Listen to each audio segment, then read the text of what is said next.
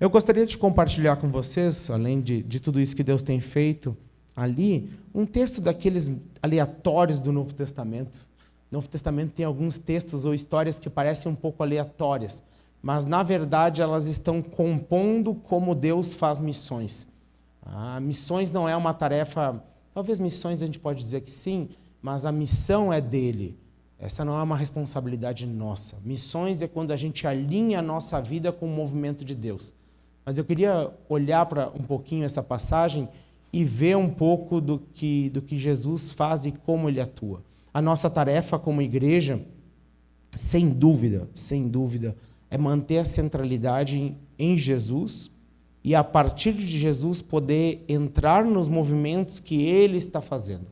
Os missionários, ao longo da história, às vezes têm uma resposta etnocêntrica e egocêntrica, porque pensam que eles vão responder e pensam que, a partir da cultura, eles vão responder. Isso a gente faz com muita facilidade de muitas maneiras.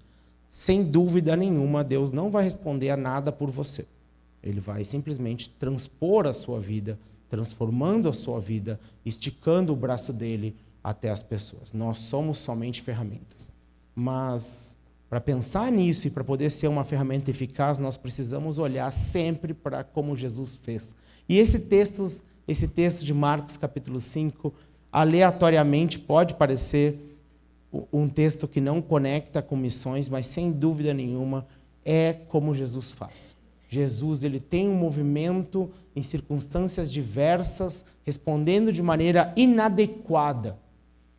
Nós devemos ter uma resposta inadequada para a sociedade em geral, mas totalmente adequada para aquilo que Deus faz. Vamos orar?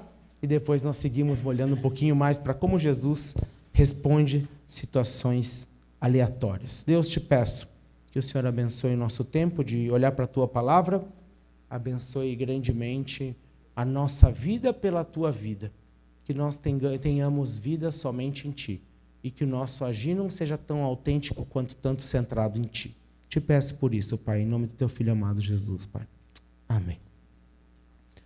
E esse texto nós olhamos na igreja que eu participo, nossa família participa de uma igreja menonita, e nós estávamos estudando elementos de uma igreja saudável. E esse texto nós olhamos pensando como Jesus responde determinadas ações. Sem dúvida, a igreja local é a resposta para o mundo atual. Mas a igreja local ela é somente a resposta para o mundo atual porque ela faz parte de um grande corpo de Cristo, cujo cabeça é Ele. A igreja universal de Jesus, que transpõe paredes, é a resposta para o mundo de hoje. A igreja local é a resposta porque é a manifestação física por meio de cada indivíduo dessa igreja universal invisível. Então, a gente tem que ter um certo cuidado quando a gente centraliza muito a nossa vida num movimento local desassociado dessa relação invisível que nós temos. A nossa vida tem que estar alicerçada num movimento local, mas não porque a gente tem que vir para o movimento local. Isso se torna tradição, tradicionalismo e religiosidade. Nós viemos aqui porque nós temos uma relação invisível, que se manifesta visivelmente por meio do Pio X, mas por meio do outro, por meio do outro e por meio do outro. E nunca gerando competição, mas sempre gerando ou devendo gerar unidade, porque ele é o cabeça desse grande movimento, e não só de uma igreja ou de outra igreja. Mas ele é a marca, Jesus é essa solução divina, ele é a resposta. Não é a nossa igreja, não é a nossa missão, não é nós. Ele é a resposta. E em Marcos capítulo 5, ele mostra como ele responde, às vezes, em comparação com as soluções humanas. Nós vamos ver no texto vários elementos de solução humana, e a gente pode ver no texto como ele responde em comparação a essas soluções humanas. O texto fala o seguinte, a partir do versículo 1, eles atravessaram o mar e foram para a região dos Gesarenos. Algumas versões têm o Gadarenos, são sinônimos de local, com nomes diferentes, mas para o mesmo local. quando Jesus desembarcou, um homem com espírito imundo veio dos sepulcros ao seu encontro. Em outro texto vai falar, em outro evangelho vai falar que eram 2 homens. Marcos opta por falar somente de um pela ênfase que ele vai dar sobre as consequências dessa relação. Em Lucas também fala sobre que esses homens, ou que essa pessoa estava desnuda, pelada em português, não me lembro se a gente fala desnudo em português, mas para deixar bem claro, pelado em espanhol é careca, alguns estão pelados aqui também. Então, mas essa pessoa estava pelada, né, desnuda.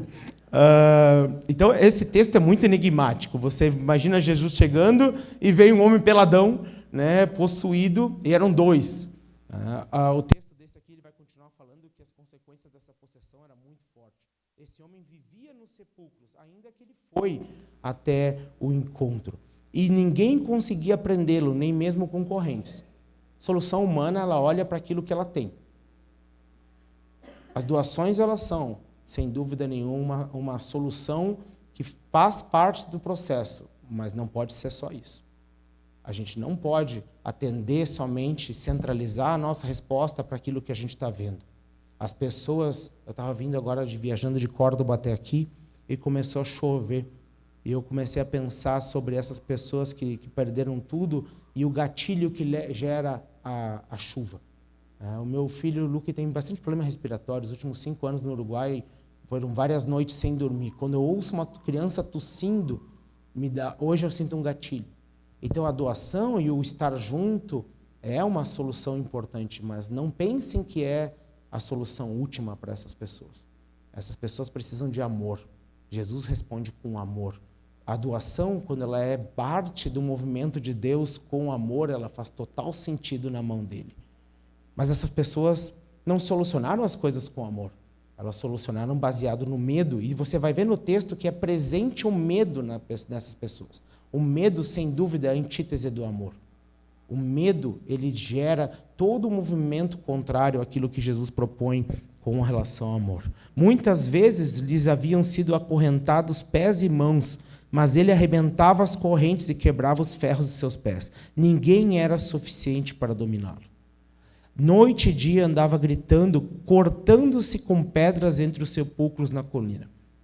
Olha a imagem, essa pessoa desnuda.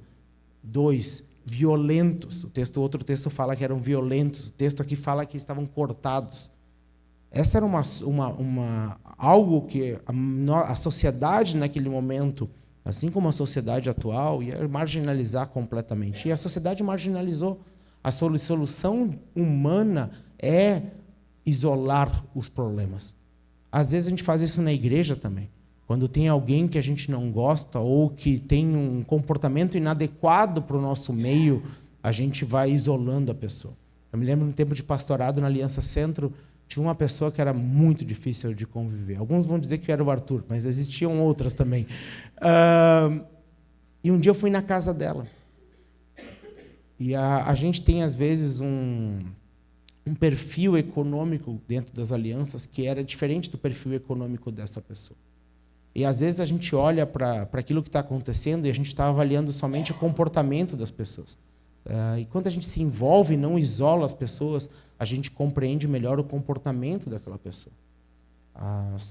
E aí entendi tudo aquilo que também ela estava fazendo era uma maneira de afastar ela da gente poder ver tudo o que acontecia na casa dela. Mas Jesus entrou na vida dessa pessoa. E Jesus foi mudando todo o entorno dela. Inteiramente aquela pessoa. E aquela pessoa foi virando uma pessoa agradável ao longo do tempo. E qual foi a chave? Não isolar o problema, mas lidar com aquilo que está acontecendo. Porque por maior que seja o problema de qualquer pessoa que nós vamos ter contato, eu tenho plena convicção que nós fomos o problema para outros em outros momentos. E pessoas oraram por nós. Às vezes a gente esquece e lida com a relação de quem a gente está vendo a partir do nosso momento atual. Eu me lembro que tinha uma época com o presbitério da Aliança Centro que eles falavam sobre os jovens e aí falava, mas eles estão fazendo isso e aquilo. E eu começava a falar, mas que eu me lembro, tu roubava galinha em Fazenda Souza.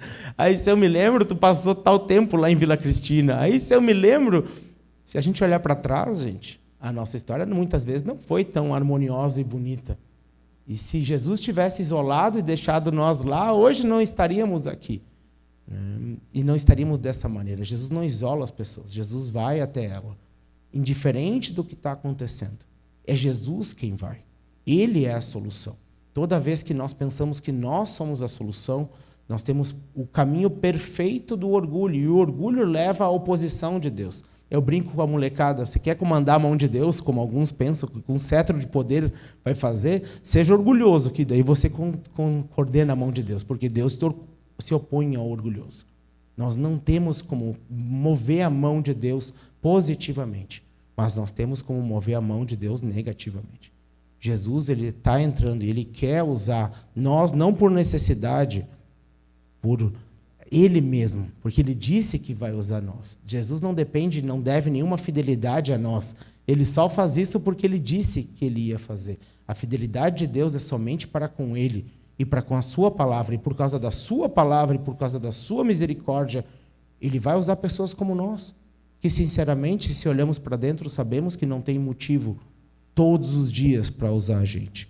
Noite e dia ele andava gritando e cortando-se com pedras entre o sepulcro. Quando ele viu Jesus de longe, correu e prostrou-se diante dele e gritou em alta voz: que queres comigo, Jesus, Filho de Deus Altíssimo? Rogo-te por Deus que não me atormentes. E aí sabemos que isso quem está falando não é somente esse jovem, mas esses espíritos imundos que estão dentro dele. E muito cuidado, gente. Muito cuidado, porque reconhecer Jesus também é a possibilidade de qualquer pessoa, inclusive alguém que não tem salvação, como a Bíblia vai trabalhar para os demônios na Escritura ou em Pedro também. Só afirmar que Jesus é Senhor não nos torna, ou afirmar isso sem uma mudança, não nos torna ou não nos caracteriza por aqueles que são possuídos pelo seu Espírito. Os demônios reconhecem Jesus. Nós temos que ir além desse reconhecimento. Pois Jesus tinha lhe dito: saia deste homem, espírito imundo. Então Jesus lhe perguntou: qual é o seu nome? Meu nome é Legião, respondeu ele, porque somos muito. E esses demônios imploravam a Jesus com insistência para que não os mandasse sair daquela região. O que tem de tão atrativo nessa região? O texto não fala, mas a gente pode ver que era uma região onde as pessoas estavam dominadas pelo medo e onde as pessoas não estavam lidando com aquele problema com amor. Esses espíritos imundos tinham um local perfeito para trabalhar. Onde o medo reina e onde o amor não vai prevalecer, é um lugar perfeito para que eles possam progredir o seu trabalho. Uma grande manada de porcos estavam pastando numa colina próxima, e os demônios imploravam a Jesus: manda-nos para os porcos que entremos neles. Por que ir para os porcos? A resposta vai estar logo ali abaixo. Existia um plano da parte deles. Ele lhe deu permissão e os espíritos imundos saíram e entraram nos porcos. E o que foi que aconteceu? A manada de cerca de 2.000 porcos. Meu avô falava, quando passava por região que tinha cheiro de estrume de porco, e ele cheirava assim, cheiro de dinheiro. Ele falava isso, achava muito engraçado. Meu avô era um gênio, né, da agricultura, da pecuária, mas ele falava cheiro de dinheiro. Quanto mais o cheiro forte, maior a quantidade de porcos. E qual o plano desses demônios? Eu suponho isso, e a gente pode discutir mais. A manada de cerca de 2.000 porcos atirou-se precipício abaixo em direção ao mar e nele se afogou. Você vai ver agora a resposta do público quando eles acontecem isso, porque eles foram feridos materialmente, essas pessoas. 2.000 porcos não é pouco dinheiro. Meu avô ia falar que era muito dinheiro. O odor deveria ser muito grande. Os que cuidavam dos porcos fugiram e contaram esse fato na cidade e nos campos, e o povo foi ver o que havia acontecido.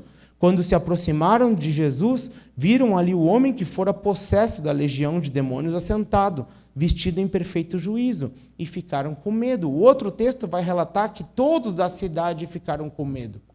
Esse homem transformou aquele que eles tentaram dar soluções humanas, mas esse homem também permitiu que aqueles espíritos fossem para aqueles porcos, e eles foram afetados materialmente. As soluções humanas não passam pelo material. Então, a solução humana não pode ser centrada, a solução divina não pode ser centrada somente no material. Eles ficaram com medo, e os que tinham visto contaram ao povo o que acontecera ao endemoniado, e falaram também sobre os porcos. Então o povo começou a suplicar a Jesus que saísse do território deles. Uma vida baseada no que é material. E, gente, se a gente trabalhar muito, a gente vai ter muito dinheiro. Vocês vão colher e nós vamos colher o que plantamos. É a lógica de Deus, inclusive financeiramente falando. Mas não quer dizer que é Deus que está abençoando. Deus abençoa, inclusive nesse texto, Deus abençoa tirando o que eles tinham. Então agora, por exemplo, a gente tem menos. Bendito seja o nome do Senhor. Daqui a pouco a gente tem mais. Bendito seja o nome do Senhor. Mas se a nossa vida está centrada no material, quando perde, quando ganha, Jesus sai da minha vida. Eu brinco que meus últimos anos de vida próspera financeira foram em 2003. Em 2004 eu fui para o Ministério de Tempo Integral e a vida financeira não prosperou. Eu brinco que eu devia ter feito estágio em algumas outras igrejas, mas nunca fiz, nunca foi centrado nisso. Vida financeira não é sinônimo de bênção. Depende do que a gente faz com esse dinheiro, depende do que a gente faz com o recurso que a gente tem. Depende quanto outrocêntricos nós estamos sendo com nossos recursos. Os que tinham visto contaram ao povo. Então o povo começou a suplicar que Jesus saísse do território deles. A solução humana, ela sempre vai ser conectada também com elementos materiais. E eu não estou dizendo que a gente não deve doar, deve doar. Mas muito cuidado para não fazer isso como desencargo de consciência. É fácil, às vezes, dar um tênis e não ir falar com a pessoa. É fácil, às vezes, é por isso que as pessoas dão dinheiro em semáforo. E no Uruguai é muito comum isso. E você olha para o lado e o cara está com baseado ali do lado, ou a pedra do lado. Você deu o dinheiro para o cara usar a droga. Não é todos. Mas canso de ver situações de alguém dando dinheiro, olhar para o lado. É só olhar para o lado que você vai ver o que eles estão fazendo com o dinheiro. Mas por que dá? Desencargo de consciência. Deus não chamou a gente somente para dar recurso. Deus chamou a gente para doar a nossa vida. Isso vai muito além somente do recurso. Ainda que a Bíblia tenha 1.300 textos falando sobre recurso financeiro, porque é sim uma boa maneira de medir a nossa espiritualidade, mas não é o centro. Quando Jesus estava entrando no barco, e Jesus, entendeu e foi. Isso é interessante. Uma cidade optou por não viver e não ter Jesus. Jesus foi, passou adiante. Quando Jesus estava entrando no barco, o homem que estiver endemoniado suplicara que o deixasse ir com ele. Novamente, Jesus vai responder de uma maneira não humana. Esse homem andava desnudo naquela cidade. Esse homem andava cortado. Esse homem era violento. Deve ter agredido uma quantidade grande de gente. Solução humana, vamos tirar você daqui para proteger a sua integridade. Solução divina, Jesus não o permitiu. Mas disse, vá para casa, para a sua família, e anuncie-lhes quanto o Senhor fez por você e como teve misericórdia de você. Soluções humanas são baseadas em medo, como estava acontecendo nessa cidade. Mas a solução divina lida com o que está acontecendo, lida com o seu passado. E usa o seu passado, então, para comunicar, a partir dessas transformações, o que Deus está fazendo na nossa vida. Então aquele homem se foi e começou a anunciar em Decápolis quanto Jesus tinha feito por ele, e todos ficaram admirados. Missões é isso.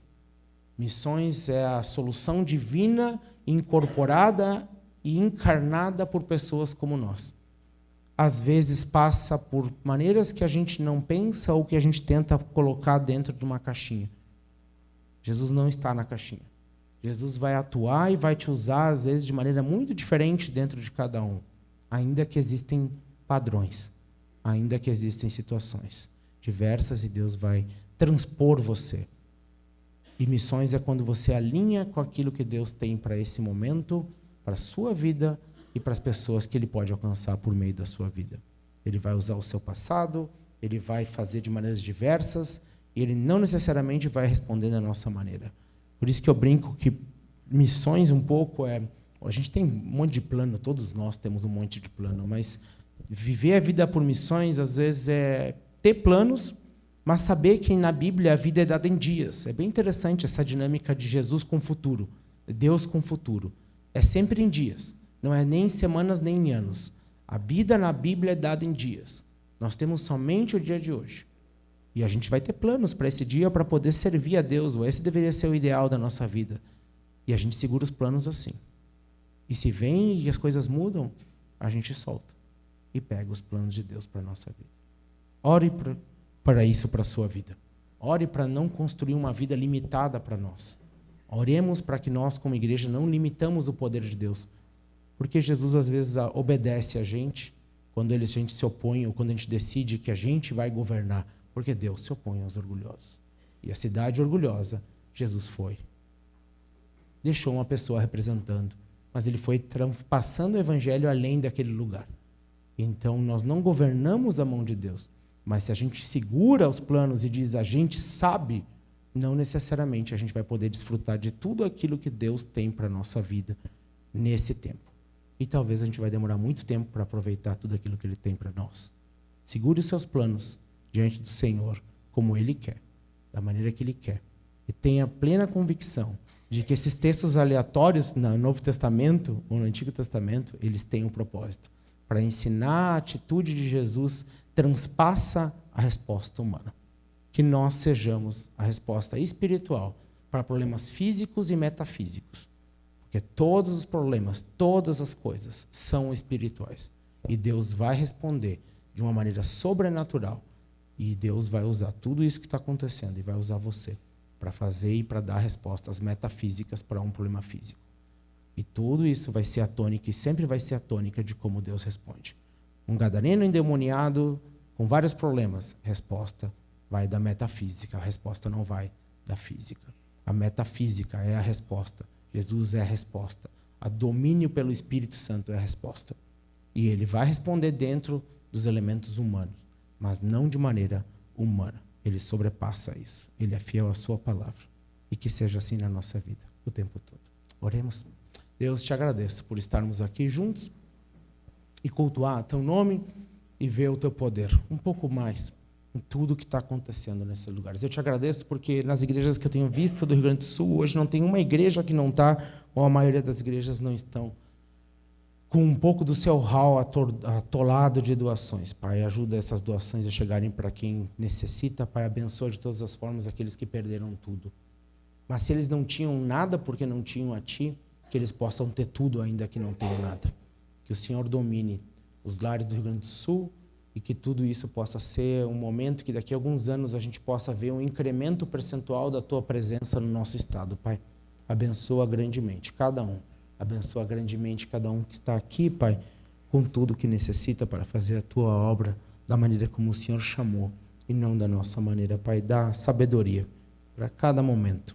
Para nós, ali no Uruguai, para pessoas que estão em diversos locais do mundo e para que nós possamos ter uma plena consciência de que o nosso mundo perfeito muda a qualquer momento, com qualquer coisa. Nós somos frágeis, nós somos pequenos, nós somos simples diante de tudo que pode acontecer com a nossa vida. E o Senhor é grande, poderoso e que tenha domínio sobre nossas vidas, Pai. Nos livra da tentação e do desejo de dominar nossas próprias vidas e nos dá a bênção de não ser orgulhosos e que o Senhor não passe pela nossa vida, mas que o Senhor entre completamente em todas as áreas da nossa vida e domine inteiramente por meio do Teu Santo Espírito, nos planos do Teu Pai, toda a nossa vida. E que nós sejamos somente ferramentas Tuas para aquilo que o Senhor tem para nossas vidas. Em nome de Jesus é isso que eu te peço, Pai.